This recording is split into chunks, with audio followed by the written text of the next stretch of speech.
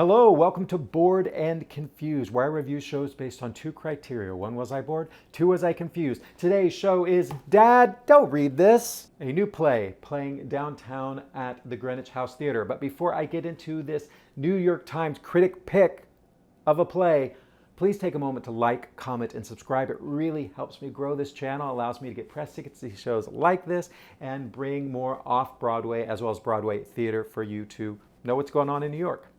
All right, so what did I know going into this? I really didn't know anything about this play, but the press agent kept sending me emails about it, and it played at St. Luke's Theatre and had a couple of extensions. It was selling out, and then they moved it to Greenwich Theatre, and the New York Times Critic gave it a rave.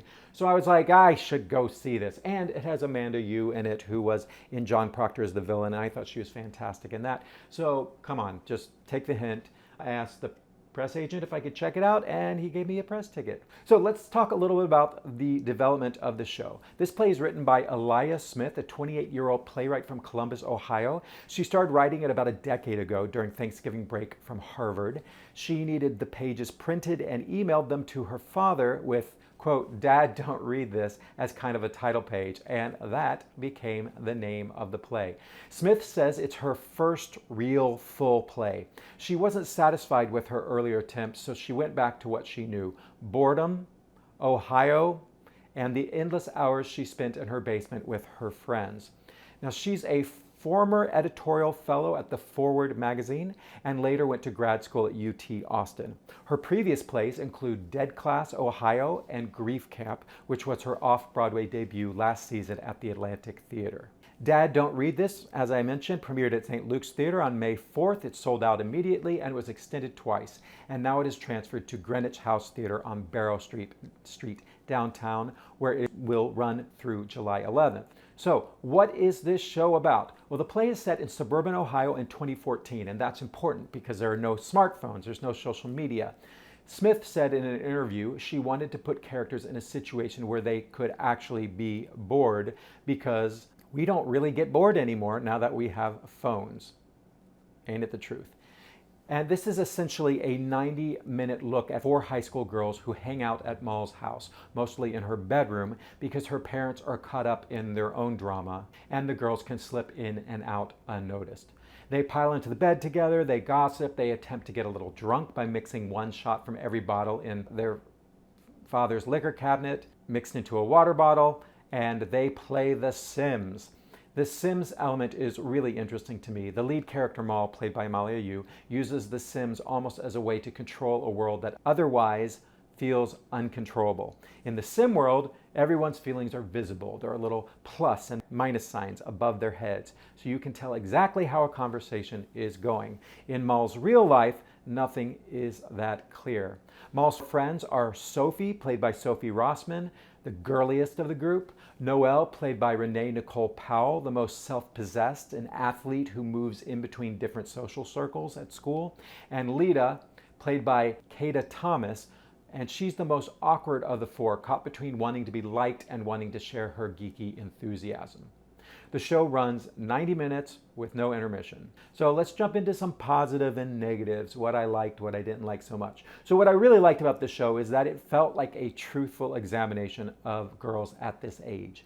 The beginning of the show, where Mal reads the first few pages of the stack of paper that she's holding in her hand, repeatedly admonishing her dad not to read this, I thought it was very funny and a really great start. It really set the tone of the play right away. I also love the Sims device. I thought it was really fascinating. The way these girls' virtual lives parallel and comment on their real ones is very interesting. And the acting is very strong across the board.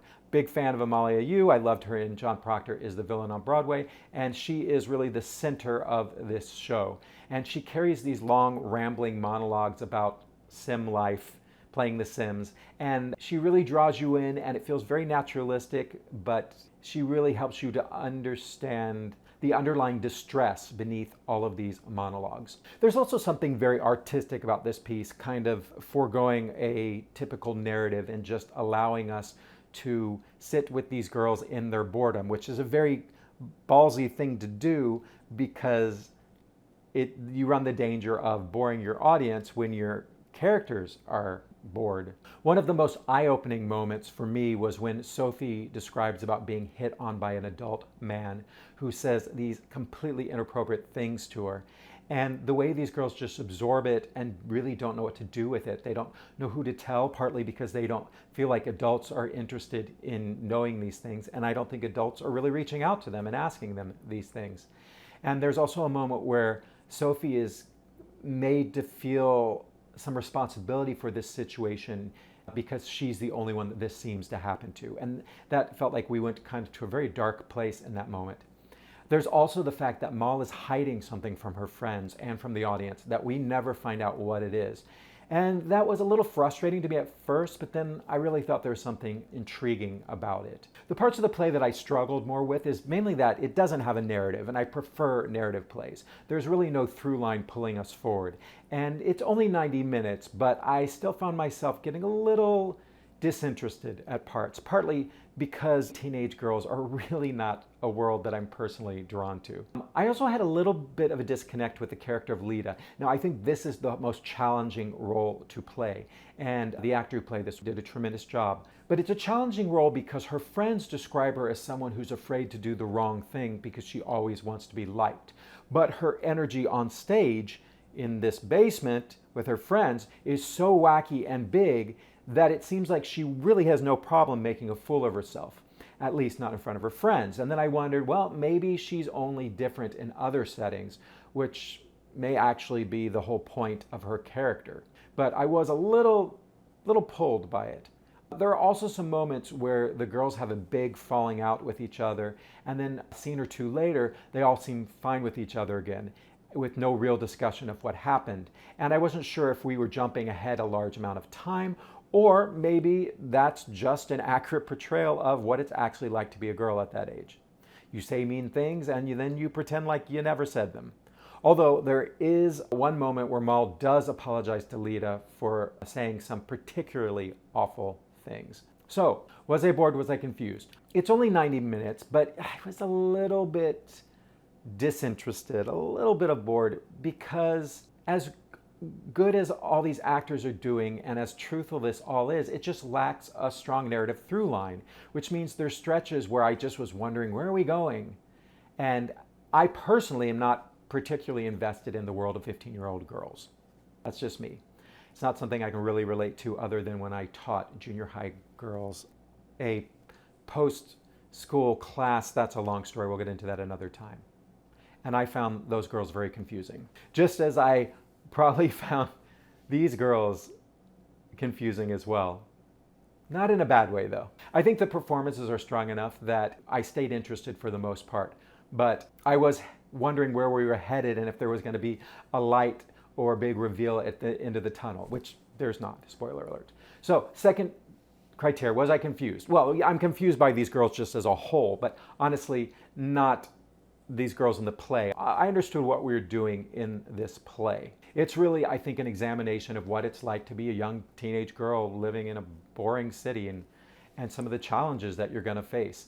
I did wonder, though, if I was supposed to be getting something more out of this than I was, like I was on the outside of an experience looking in, and maybe that's intentional. The title is really literally telling me this isn't for you. So perhaps the confusion is baked in for certain members of the audience. It's not your typical theatrical confusion. It's more like the feeling of watching something and suspecting that maybe there's a layer of meaning underneath that you don't quite have a key to. I went to this by myself, and I really was wanting to just stop some of the women, or especially the younger women in the audience, and say, how did this resonate with you? Is this true to your life growing up? Now, I have a sister who we're similar age, so I was privy some to this, and also we had stretches of boredom.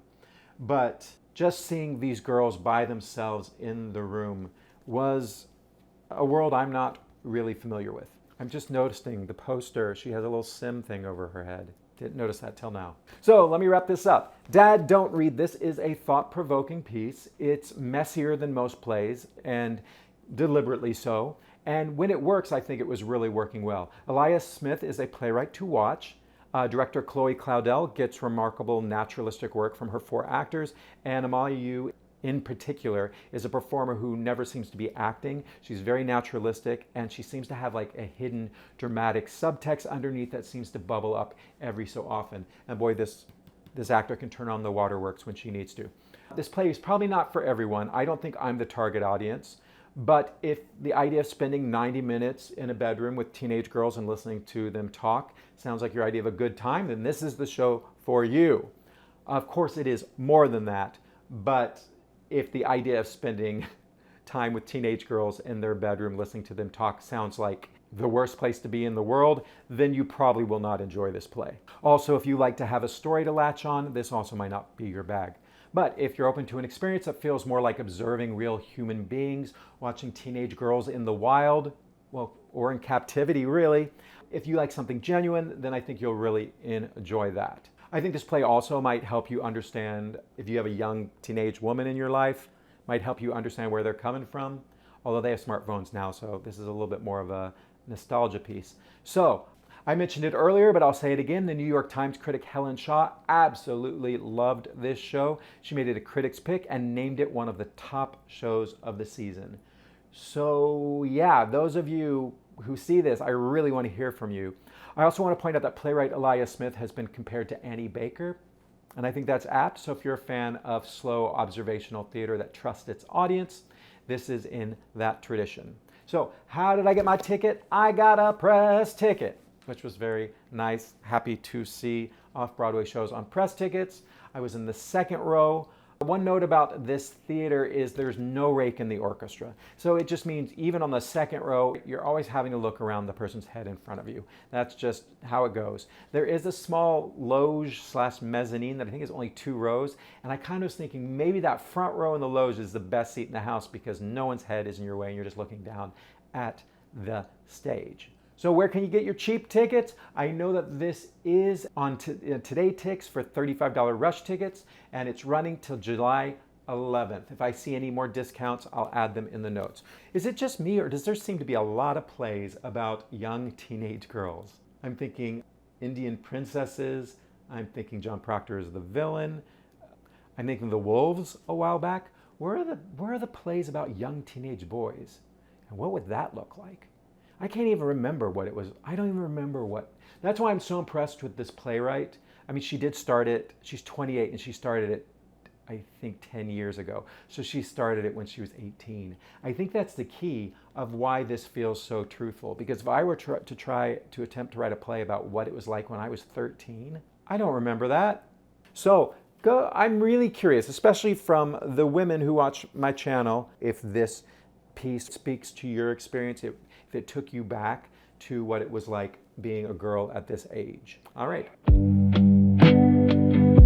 Don't wanna drift away, wanna stay inside the play.